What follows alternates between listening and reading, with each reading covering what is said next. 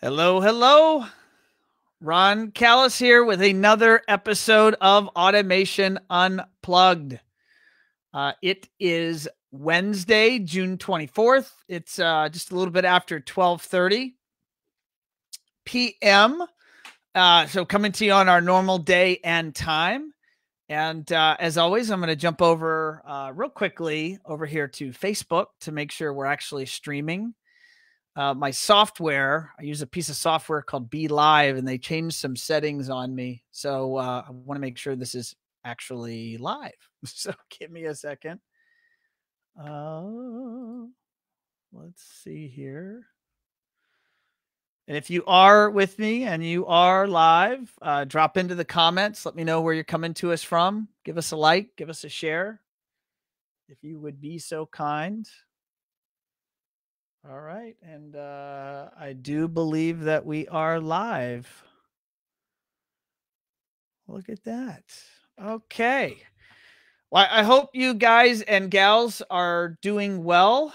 Look at that. We got a few people already jumping in. We got Matt. He says, I made it today. Sorry, I've missed some. Well, Matt, thank you, buddy. Appreciate you joining us. It's going to be a good one for sure. And we have Chris coming to us from the sunny UK. Let's see, sunny. It's what is it, about 6:30 in England right now? And so I guess it's still sunny. And yeah, so I appreciate everyone out there. And if you are watching in replay, you can still play along. You can still drop notes into the comments or share. And we generally are auditing the comment feed well into the future. So if you do have questions or comments, we'll do our best to get back to you. And did have one more person here. We had Tomas from Panama. He says, saludos, Ron. What's up, Tomas? How are you, bud? I saw that I was on a podcast with Ariel from Polaris, Tomas, and I saw that you were also a guest. But I went to listen to your interview, and it was all in Spanish, and I am language limited, so all I've got is English, so I have no idea what you were saying. But it was good to see you there. All right, so who do I have today? I have the one and only Maryellen Oswald. This is show number 126, by the way. And she is the publisher at Connected Design Magazine. And I've been wanting to have Maryellen on the show for quite a while, and our schedules aligned. And so I'm happy to bring her to you today. So let me go ahead and do that. Let me click on my magical software. Maryellen, how are you? Hey, Ron.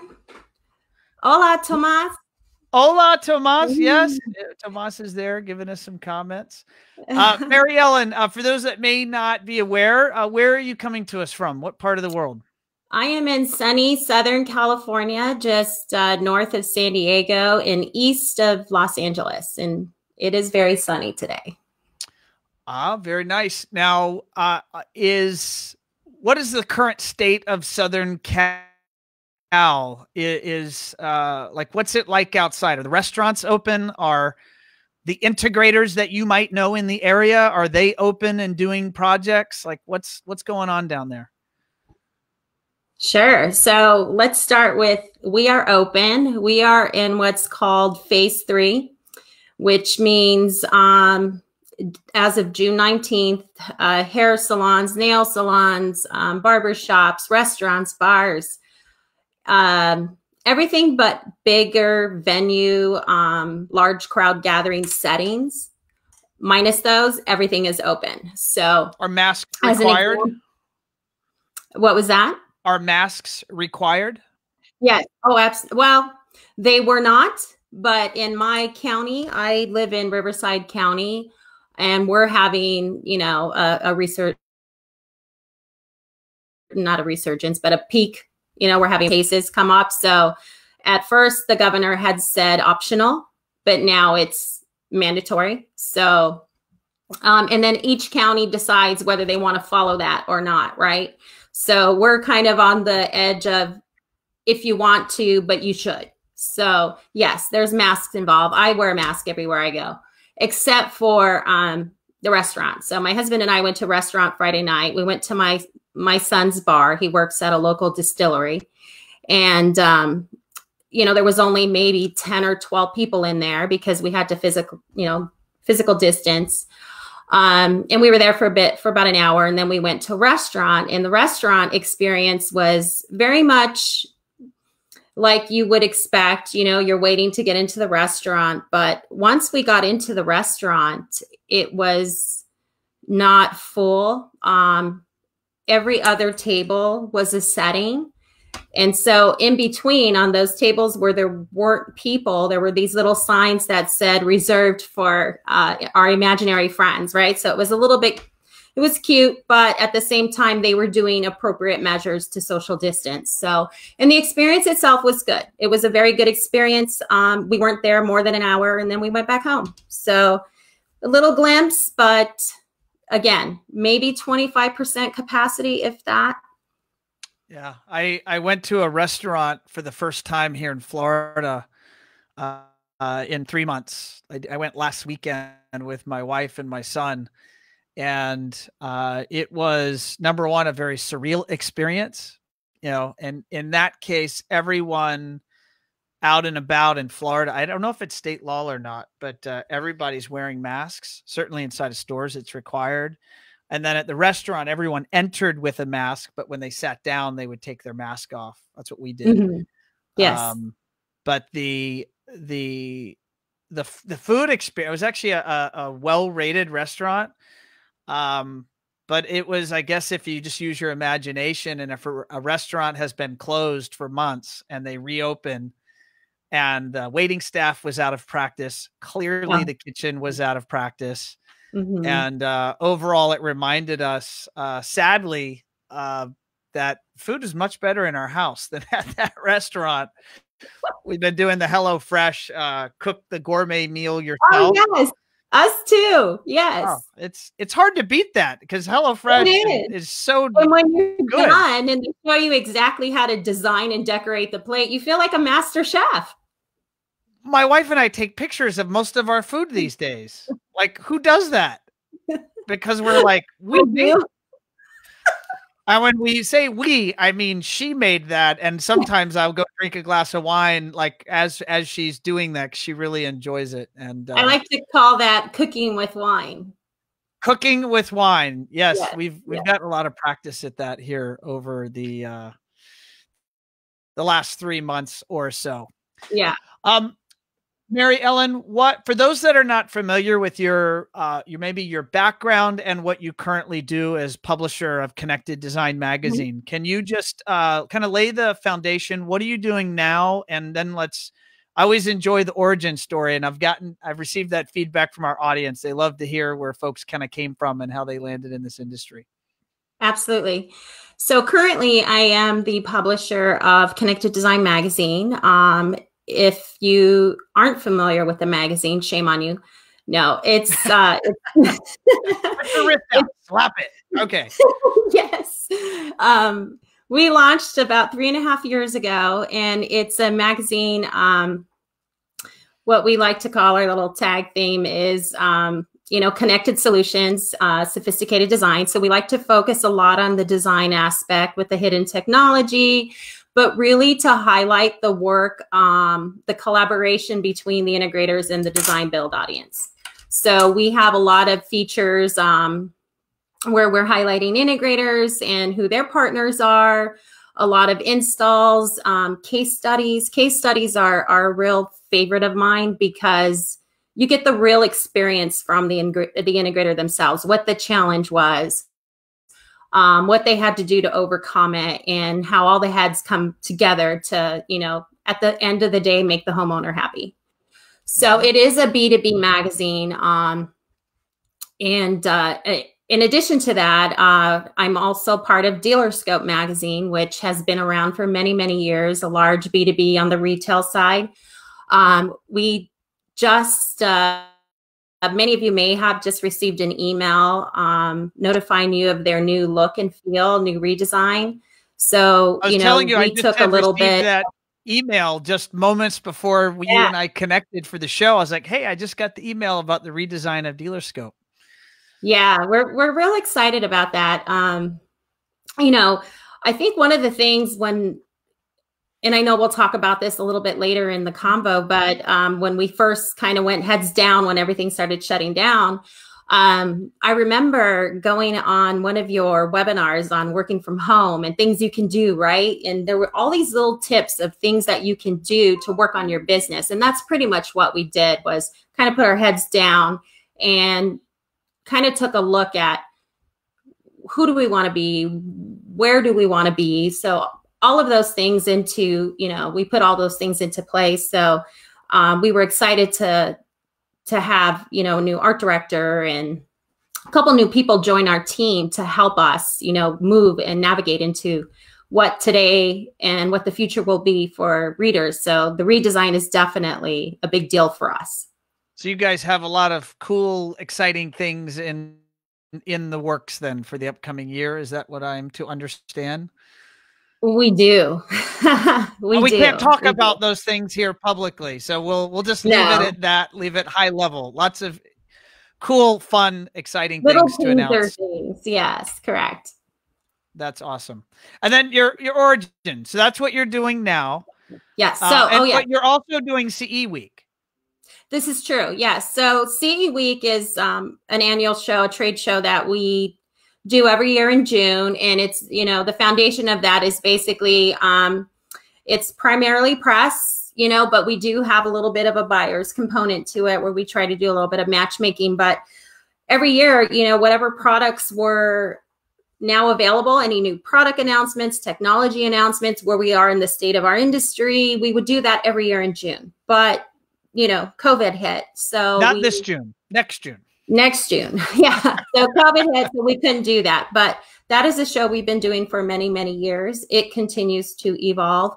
And we are tied into IFA. And I don't know if many people know of IFA, but IFA is a trade show that's been around since 1924. It's probably the largest global consumer electronics trade show in white goods. They normally average around 240,000 attendees. They cover, any electronic, device that you could have in your home or. So this is bigger than a very large show. This is bigger than CES. It's bigger than CES. Yes. If you can imagine. That's amazing. If you can imagine, it's 6 days. So every September, usually during our Labor Day holiday week, they kick off right on the tails of CEDIA. But yeah, so that's kind of who we are. And we can talk a little bit about that if you'd like, now or a little later. But just to answer the question of my origin, how I came into, well, if anybody wants to know, obviously I'm Hispanic, I'm Latin. But about 22 years ago, I had a baby, and then I stayed home for a year. And then I decided, we decided you should probably go back to work. So I answered, back in the day, you would look for jobs in the newspaper, right? And so I answered this ad, and lo and behold, I ended up starting with a small consumer publication called Widescreen Review. It's been around for a while, but that's where I got my start. Is that publication still around? I believe so. Yes. Yeah. Very consumer targeted, right? Very technical. As a matter of fact, I owe them a lot because I learned a lot about the publication industry, but also about our industry, because they really take some product reviews and they're very technical to go through, and they break it down. So if being in media, you have to kind of read everything you're representing, right?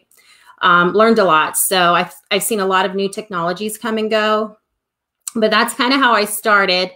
And then I was with them for about 9 years before I started with NAPCO Media. And now about 3 years ago, we branched off and formed CT Lab Media. So you'll see CT Lab Global Media a lot. And what that represents is Connected Design, Dealer Scope, CE Week, and then IFA.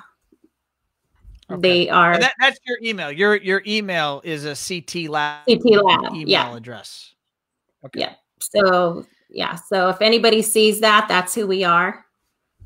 And I asked you a question as we were prepping, and I said, so you've been in this space 20 plus years. Like, why did you decide to stay? And you gave me a great answer. What was your response? Why you stayed? Relationships. Yeah. Our industry is built, the foundation of our business are built on relationships. And there was an opportunity for me to segue out of the industry and do something completely different. And I got some great advice from someone who said, you know how long it took you to build these relationships? You know how long it will take you to build new relationships in a completely different industry? Like you would, you know, it's a value. You need to stay and you enjoy it. And I do. I enjoy working, you know, not only for my company, but I enjoy working in this industry. I've met so many people. I've learned from so many people. And now, you know, we're at the position where I like to look at us as we're in the middle, right? We're not quite on our way out and we're not just fresh into it. Right. So we get to be mentors to people, you know, but also continue to be mentored by, you know, some of the greats. So that's why I'm still here 22 years. And I can't believe I'm saying that out loud. I heard it, but no, you know, there's the adage that network equals your net worth. And that's just goes back to that idea that your network, the people you know and surround yourself with, and that's valuable. That's gold. That enables you to pick up the phone. And I would imagine you could pick up the phone and talk to the head of almost any company in our industry, whether that's an integrator, whether that's a manufacturer. That's power. Definitely an integrator for sure. And some, yeah, of course. Or send out a text, right? And I try to not be that person that's continuously calling and asking or needing something, right? But rather being that person who's checking in, how you doing? How's your business? And we did a lot of that. You know, we did a lot of that because we wanted to make sure that people were okay. And not only are you okay, but is there something we can do to help your business? So let's go into that. So obviously there's COVID as I'm going to say as predicted, it's having a resurgence because everyone decided to maybe go out and pretend as if there had been a vaccine and act as if there wasn't a virus rampaging across the planet. And so there's a resurgence. But big picture, I mean, what from your vantage point, what's happening across the country for our industry? Because it's not doom and gloom. There are plenty of people hurting, but our industry is actually in a really interesting place. So what are you seeing? Yes, absolutely. Within our industry, you know, our CI channel, everybody's busy. And even if they weren't busy, there were calls, right? There were calls from customers where they had to go out and make sure the network was working, or, you know, my projector's down, or my home theater, something's wrong with my home theater. Or, you know, I need a home office, you know, all the above. They were busy and continuing to be busy, right? And as the phases open throughout the country, you know, they're able to get some of their employees back in, right? Get their employees out there and really just go out and try to meet that demand, but also fulfill a new demand that's out there, right? Because of the way that we live, how this has changed our lifestyles. Many, many companies will probably continue the remote, you know, work from home, watching movies, streaming, right? You know, being able to watch in the comfort of your own home. Gyms, oh my gosh, home gyms. I just have to say this. We just closed the summer issue of Connected Design last week, and it should be mailing out. I would say next week people will start getting it, but I can't even tell you the number of home gym pictures we got to accompany some of these features. Because gyms were closed, you know, and people care about their health. And that's another thing. My wife and I converted our garage to a home gym. See? So we did the same thing. Well, and I'll be honest, my husband and I are the ones that decided late in the game that, oh, maybe we need a bike. We need not the Peloton, but the NordiTrack. We need to have it. Well, we're those people who are waiting like 6 weeks for this bike to show up, right? But yeah, but things like that, and we've, you know, it's hard not having these face-to-faces, not having the conferences, as you know, not having the shows, because for us, that's being in contact and being able to communicate with the integrators to hear their stories. We're not able to do what we do without them. So it was important for us to reach out. One of the things that kind of came about was our talk shows that you may have seen, the Insider Talk. And really that was an idea that, okay, we're all stuck at home. We need to be able to still share content. And by the way, while we're sharing this content, we're reaching new people. Yeah. You know, we need to be able to do that. And if we can bring value to our partners and have them on the show and talk about some really cool things, let's do it. So, you know, little things like that, because everybody is busy. So how is that going? How is doing shows? So you know, this sort of, you're my guest. Thank you for coming on, by the way. But yes. How is it as we look around social media, YouTube or social media, we see folks are discovering this format where you don't need a television studio to have a show. You can have a webcam and a microphone. Yes. You don't even have to have a microphone. You can use a computer mic and you can interview people. So how's that experience been for you? I will be honest. I will say that, you know, we wouldn't be able to do this without a really good tech guy or a tech company or a tech gal. And so we have a partner, Meepo they're our production partner. And so they help us, but it's a lot of work. It's not just, you know, oh, let me just go live and start talking. There's a lot of prep. There's a lot of, I would say an average show probably can consume 4 hours of your day easily. Right. Sure. And that's not, you know, that's not my day job, but yes, it's a means to be able to communicate, to grow, you know, build a community, you know, get our content out there, just have conversations. And, you know, sometimes you get ideas, right? You get people will, you know, interact with you and suggest things. So we like it. You know, will it last? I hope so, but you know, it's trial and error. You know, it's working for now. Yeah. Are you in your show? Number one, how can people that are listening or watching this that want to watch your show, give us more details? Where would they go? How would they subscribe, and how can they listen to it or watch it? Okay. So, right now, I don't know if any of you remember, but Technology Integrator used to be a brand of ours. And when we sunsetted that, out came Connected Design. So we were a little slow in transferring everything over. But if you wanted to find us, you could find us. Connected Design should be up and running, hopefully, you know, soon with the next few days. You can find us via Dealer Scope on Facebook. You can find us on Connected Design. You can email me. We'll give you, you know, I'll give you my contact info at the end of the show, but you can go to our websites. It's everywhere. You can go to Meepo, MEPO. That's on Facebook, correct? Facebook.com/Meepo. MEPO. Correct. Yeah. And they've been very, very instrumental in helping us build our audience. So, but DealerScope's doing quite well. They're able to, you can go right to their page and view the episodes. So I believe they want to go one show per week, and they're talking to retailers, big retailers, because that's their space, right?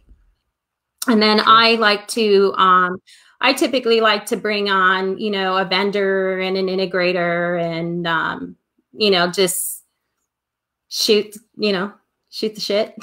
Talk about what's happening. No, it's our show. We're allowed to curse. There's no FCC involved here. At least not yet. There's talk that those folks may get involved one day. But have you enjoyed the live interviews format, or has it been stressful, or kind of what's your read on that? So, as you know, it takes practice, right? It takes a lot of practice. And when you go live right on the spot, there is no margin for error. Right. And I'll just say, there is one show that just threw me for a loop. And like yours, like we're having a really good conversation, good flow. You know, that's kind of the intention I'd like for Connected Designs Insider Talk is, you know, I don't want it to be scripted. I want you to feel natural and like, you know, we're face to face. We're just having a conversation. So one of the episodes we did, somebody felt a little bit more, needed structure, needed outlines, needed a script to follow. And they wanted to make sure they said the right things or didn't miss anything. Exactly. You know, they wanted to make sure we had, you know, this outline to flow with. And it was not on the cuff and it threw me off. And I kept having to look down and then it didn't go as well as it should have. We should say, you felt uncomfortable. You didn't feel as and what made me feel uncomfortable was they were so uncomfortable and it was like, ah! So, you know, that was it. But all the others were, you know, it's fun. It's starting to get fun. I got to do something fun the other day with Josh and Dish Network. Sure. They reached out and were like, hey, you know, they do their Friday webinars and they're like, we'd like for you to moderate one of our shows. And I was like, oh, I'd love to. So that was probably the easiest thing I could do because all I had to do was ask the questions. I didn't have to like, you know, lead or run the show or probe them. So right. That was much more fun for me. Yeah, my style is I don't do well with thorough outlines. Anyone that has seen me live and well, certainly listening to this show or watching this show or maybe at a training or a webinar, like I'll know where I'm going and I'll know like the word, which will give me a cue of the thing to talk about. Like I have a few words over here on my screen to remind me on things I want to talk to you about, but like being detailed, I don't know. That's really, I mean, to try to follow a systematic outline in a really detailed fashion, it brings back a terrible memory from my very early days at Lutron 20 years ago. I remember I was in Minneapolis and I was doing something with architects or designers. I was maybe doing outreach instruction. And I did something that my boss had acknowledged me for. And we went to the national sales meeting and he wanted me to speak in front of the entire Lutron sales organization, which even 20 years ago globally was massive. I mean, I just remember this room of so many people.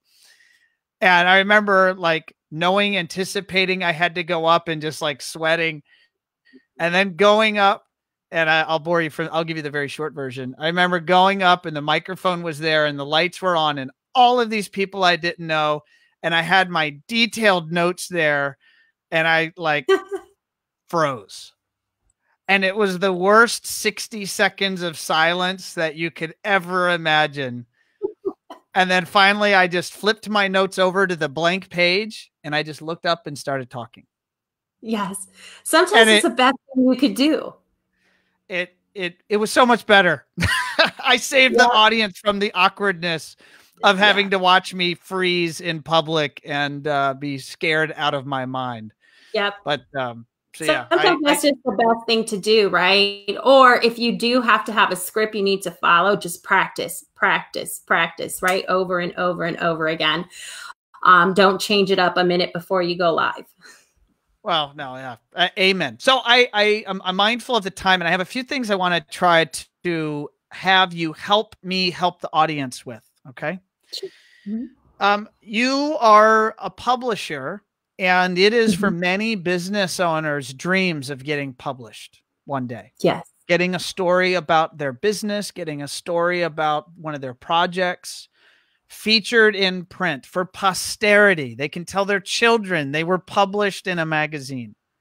Mm-hmm. Number one, I'm going to peel the layers back on this. So I just want at a high level, why should someone listening want to get published? What is, in your opinion, some of the benefits maybe for their business of simply showing up in your publication or another industry publication? Mm-hmm. Sure. So first and foremost, being published gives you credibility, right? You're real, you're authentic. You're not, you know, some ghost in the background that says, here's what I do and here's how I do it. Not only that, it gives you a resource, a reference, if you will, to maybe solicit new business or showcase and explain how you do what you do. Because in our industry, it's when you say integrator to just an average person, they're like, well, what does that mean? Right. Most of the world has no idea what our industry is or does. No home. But if you say little things like smart home or, you know, I hate saying that voice control, let's say voice control. When you say voice control and things like that, then people start, you know, to understand what it is. So what we do is we kind of help you tell that story, right? We share what it is that you do with the pretty pictures to go along with it. So that should be first and foremost why you would want to be published. Pictures. How does that normally happen? Does your publication, I'm being specific now, does your publication assign a photographer? Do you want the integrator to have their photographer shoot a project? And what are the guidelines of what to shoot or even how to shoot it so that it's beautiful and would look good in a publication? Spend the money and hire a photographer, a professional, because they will know how to do this. And they will shine the light, the angles. It's worth it. It's worth it for your business. If it's low quality, low res, shot from your phone, you'll know, especially when it's in print, you'll know. Now digital, it's a little different, right? But yes, definitely just spend the money, reinvest into your business, hire a photographer, especially on those high end projects, right? Those real big projects. It's worth it. Now, Maryellen, I'm going to pause here just for a second because on my screen, you are all green and I want to figure out this just happened. So I want to figure out with my audience. That's why. Okay. Actually, you know what? It just flipped. Now I see you in full color, but why am I green? I don't know. And I don't know if the audience on Facebook actually sees you as green. I'm going to blame your Be Live software. I blame it all the time. If you only knew how many curse words I threw at my software on a regular basis. Let's edit that out. Do we need to say it again? No. I think we're good. But if you are out there, drop us a comment and let us know if Maryellen was green. All right. Matt's saying that you're good. So, good. All right, we're going to keep going. So what was the answer around photography, and are you driving the specification or the selection of a photographer? Yep. So we hire a photographer. We expect high resolution images, nice clean images. So we don't provide that, but I would invest in, it's a small little thing that you should invest into your business, especially for those high level, larger estate projects where there's lots of things going on, a lot of pretty pictures that you can take if the homeowner allows you. Sure. You need to certainly get the homeowner's approval. You need to get permission. Absolutely. What is the way that someone should approach a publisher such as yourself, those that are listening, watching? What are your recommendations on how to pitch you on ideas? I'm using the word pitch. I'm using like a PR term. So I don't want to put words in your mouth, but how should they approach you regarding potentially either their business being featured in a case study or a project being featured or highlighted? Sure. So listen, we are all about content. We are a content company. We like to create and share content. So there's almost, let's just say this. We are very approachable. You can email me directly. We have a full team of editorial editors on hand. They're easily accessible. You can shoot any one of us an email and say, hey, here's an idea. A lot of PR companies send us case studies. They send us, ideas, exclusives, things like that. And, we're within reason. We take everything, you know, depending. Most of the time we will share it online almost immediately within, you know, 2 to 3 days. But if it's something that's going into print, because we're only published 4 times a year, there is a little bit of delay. But with those, there's a little qualification process. And first and foremost is photography, high res images. If they're not high res, they won't be published. The images do the selling. They do a lot of the selling. The images tell the story. And when you're appealing to an interior designer or an architect, you know, sometimes a builder, it's got to be pretty. It has to be pretty, right? It's got to capture their attention. They want to be able to look, feel, touch. What is your next upcoming publication? I know you said you publish 4 times a year. Mm-hmm. What is your next upcoming issue, and what are your deadlines for submissions? I'm just trying to nudge those that are listening that might want to participate. Please. We are actually taking submissions now for our fall issue, which is September. This would have been our CEDIA issue. And really all that means is we would have taken an extra few thousand to the show, right? But, you know, all of the same people will still be able to receive this in their home or at their place of business. But we have on the website, connecteddesign.com, there's a tab where you can click submit your install. So if it doesn't cost anything, feel free to go there. We are taking submissions until the end of July, maybe sooner. But rule of thumb, if you can get them within the next 3 to 4 weeks and the photography is good, we'll take it. Okay. And for those that are listening, we'll drop this into the show notes in the comments. Stephanie on my team will make sure that happens. And we'll also put those links on the show page, show 126 page on our website. So we'll make sure you guys have the notes on how to do that submission. And I would shout from the mountaintops, guys and gals, you need to get your jobs photographed for all of your marketing needs, including to bring it to a publisher. If they're going to write a story, it really helps. Now, Maryellen, we did learn recently, maybe a couple of weeks ago or so, that CEDIA is canceled. And I'm going to make a bet, but if you know differently, please tell me. That I think most of the industry shows for the balance of the year are canceled-ish. I say that with exception because I know that you already told me the IFA show in Germany is going to happen. Is that, yes. Is that news? Was I supposed to say that? Is that public news? No, it was announced late May that they were going to continue. It's not the original show that they normally would have produced, but, you know, with the government guidelines, they are allowed to have 5,000 people a day, no more than 5,000 people a day.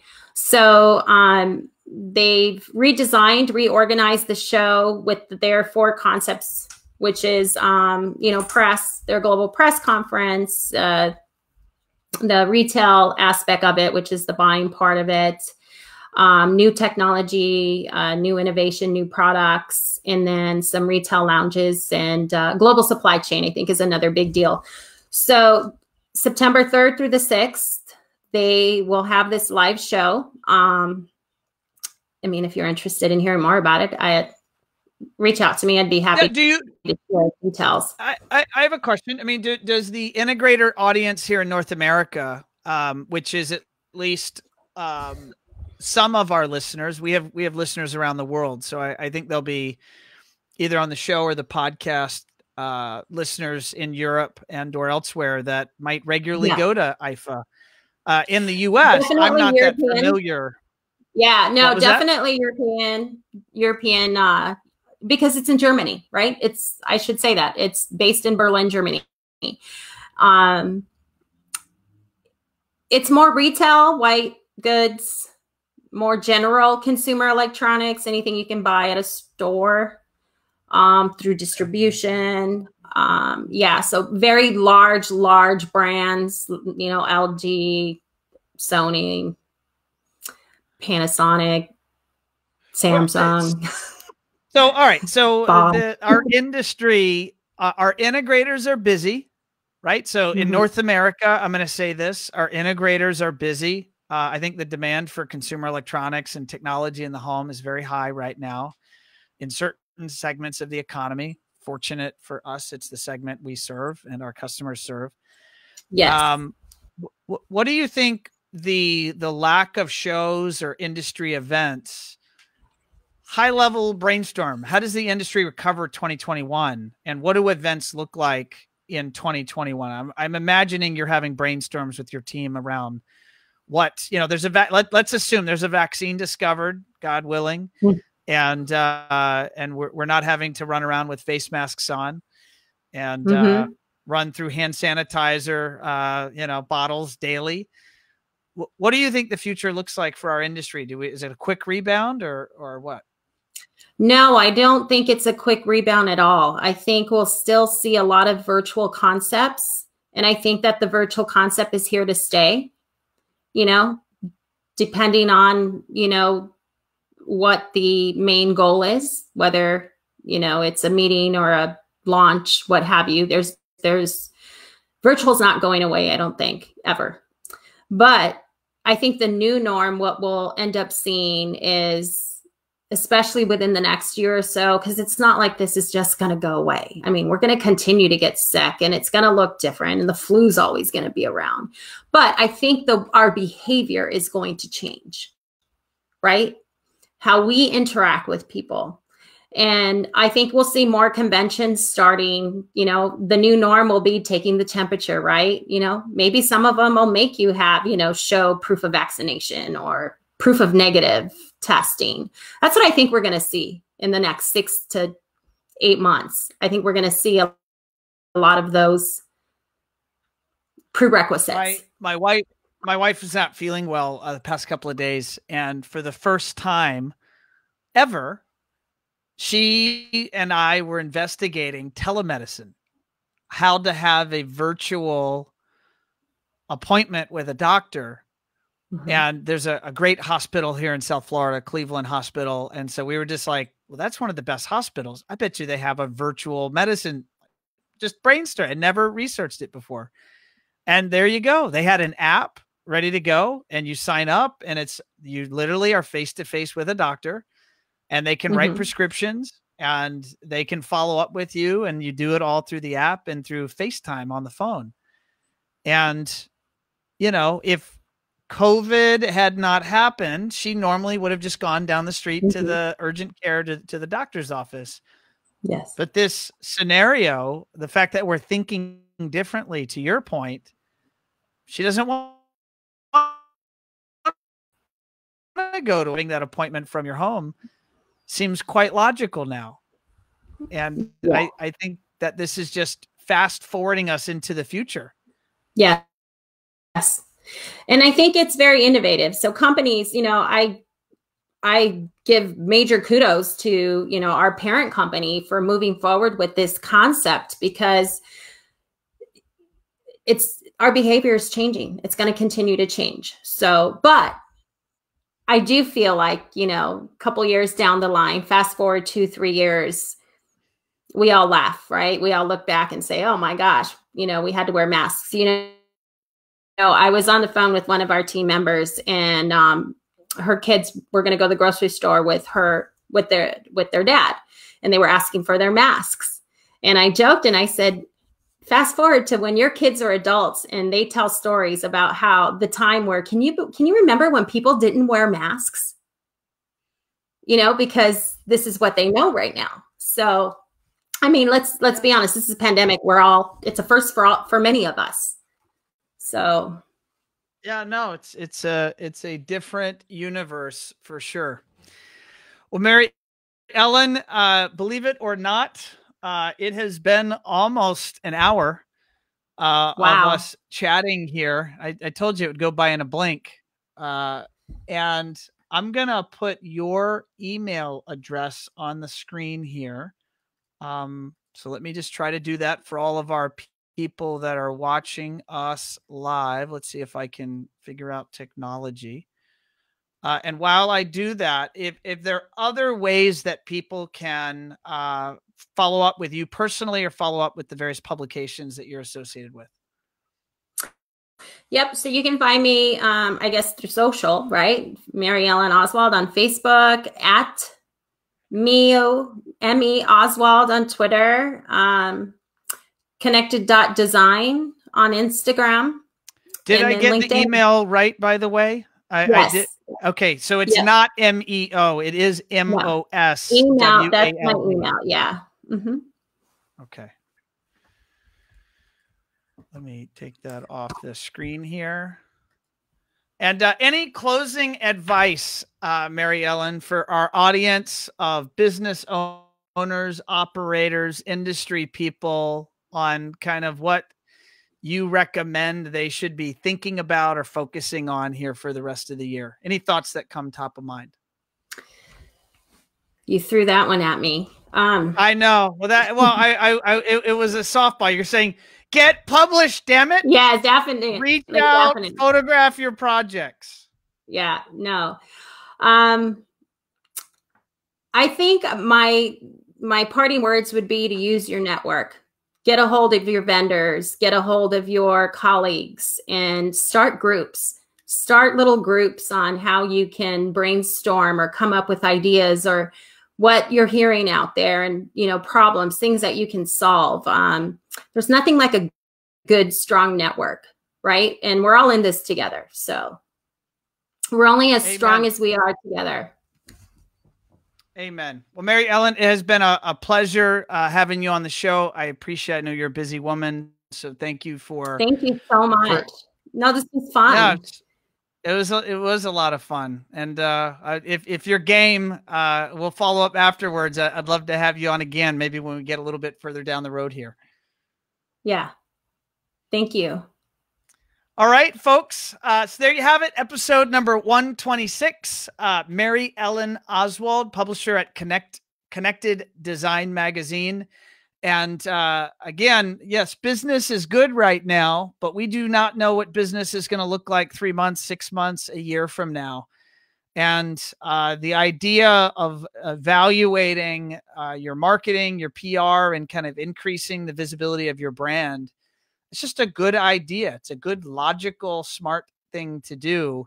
And here you have Maryellen providing advice. She's saying, my goodness, I need stories to publish. I need dealers to feature in case studies. So if you're watching and listening, definitely seek her out, seek out her publication and or other industry publications, and tell them about the exciting projects you're doing. What I'm hearing and seeing is that most integrators are busier right this minute than they've been in many cases ever. And so the demand is high for putting technology in the home. And you guys have an opportunity to up your game and maybe secure your future by making sure you're photographing those projects and featuring those projects out there in the media. It can only help.